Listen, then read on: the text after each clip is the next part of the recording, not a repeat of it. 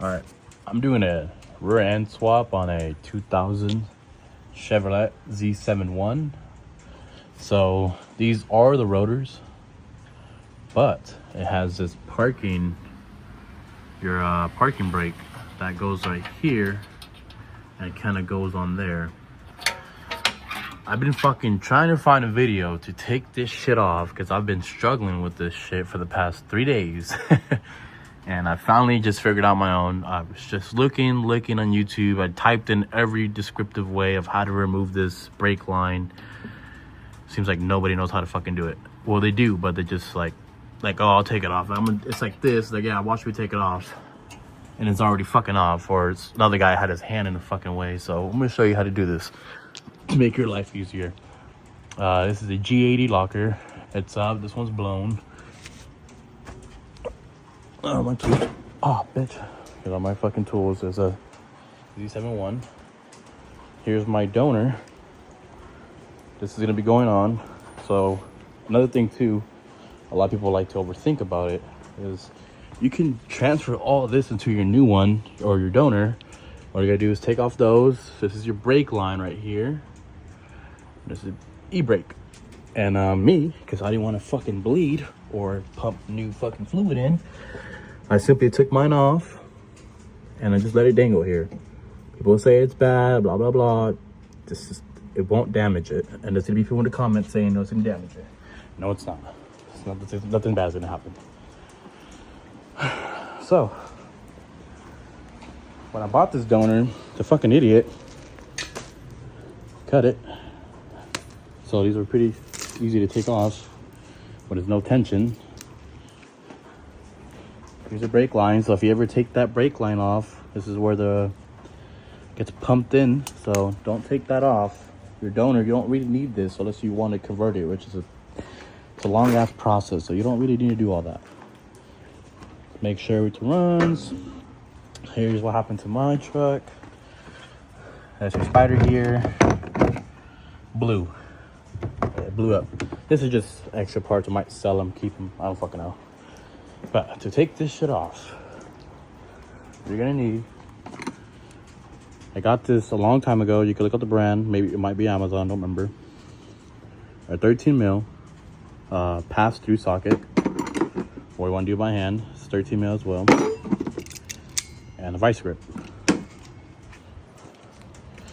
Come over here.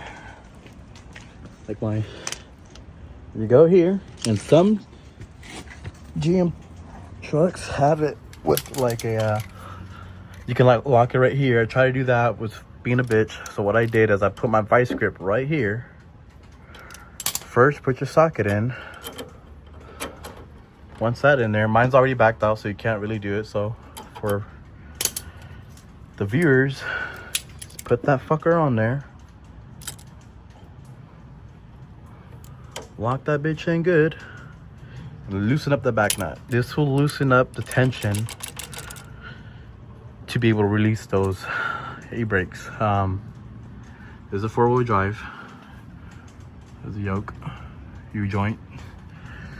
So you don't need to back it all the way out, just enough to get enough tension off, because you can't really transfer this. I was going to, because on mine I have the original 6 lug, and the fucking donor, I didn't even fucking double check the condition of it, but it's missing one. It's no big deal, it's whatever. And his is completely fucking blown. I mean, like, this is like whoever did his. I'm assuming he never even uses e-brake, because this one's good. You can tell right here, which are adjustable.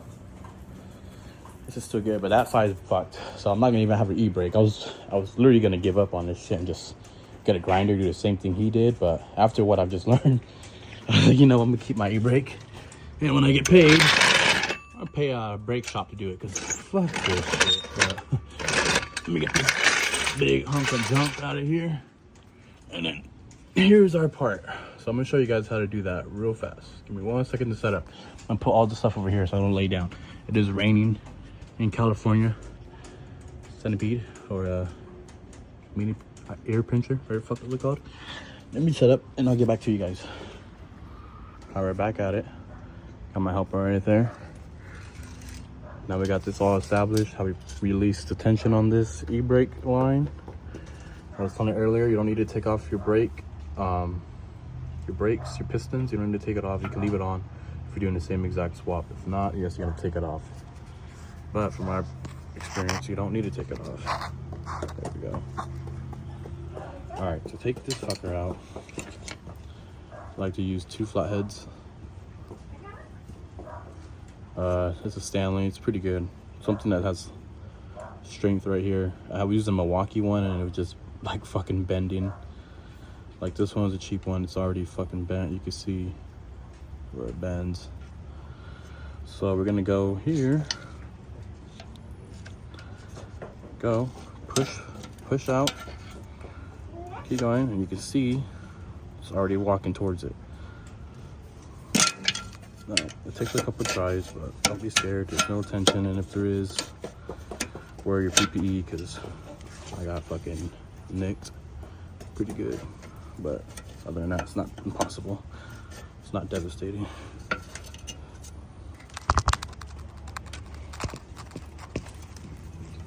You kind of want to walk it up.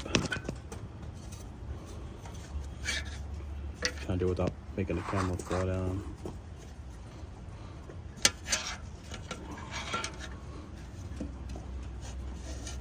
You probably use your palm right here. Push.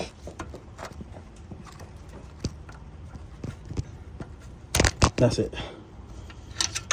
So I use a good amount. So you want to pull this fucker back. Kind of got like some type of strength here, but it's pretty long. Now once you do that, you come back to here, and you got to push these guys in to take it out. There's like little clips right there. You see that? You use a flathead, push it in,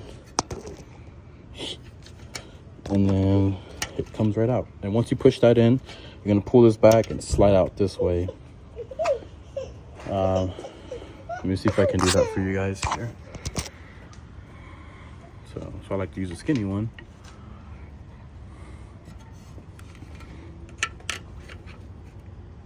And then when you put this all back together, once you have it halfway out, you can get a skinnier one and pry them out again. But either way, they won't, if you don't push it in too hard, by the time you put the new one in, you'll be good. I think it's the only one that's holding on to it. Oh, I see it. There she is right there. It's right there. That's the only one that needs to get pushed in. Because when you rotate that, that one goes like that. So I kind of want to get in my... There the fucker is. Just trying to push it. Kind of difficult spot here, but we'll figure it out.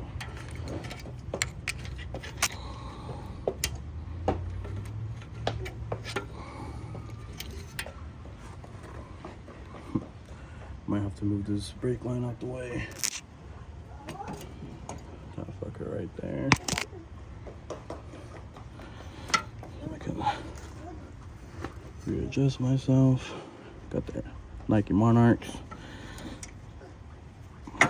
Dad life, I guess. There we go.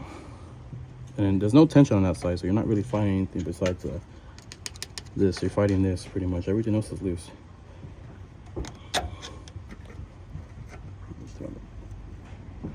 Push that fucker in. There we go. There we go. We got halfway out.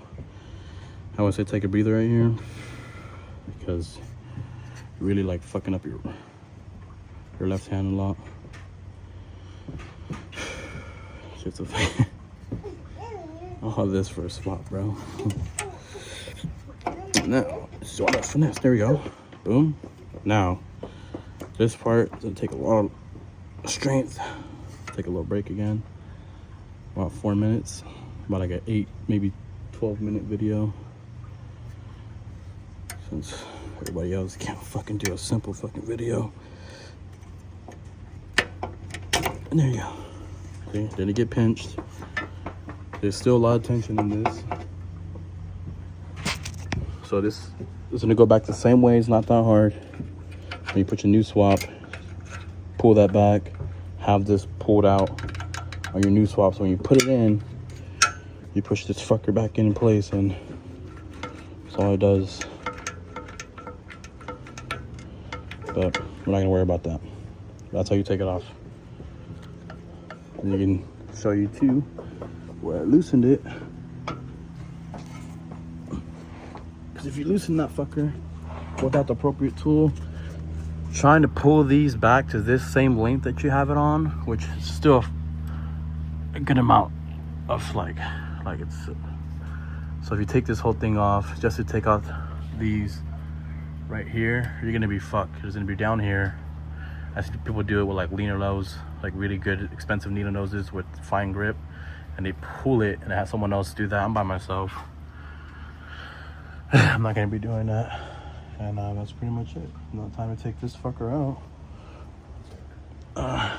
Take off these two U-bolts, and then boom, new swap. And then plug everything back up how it was. Keep everything near you. And that's pretty much it for a swap.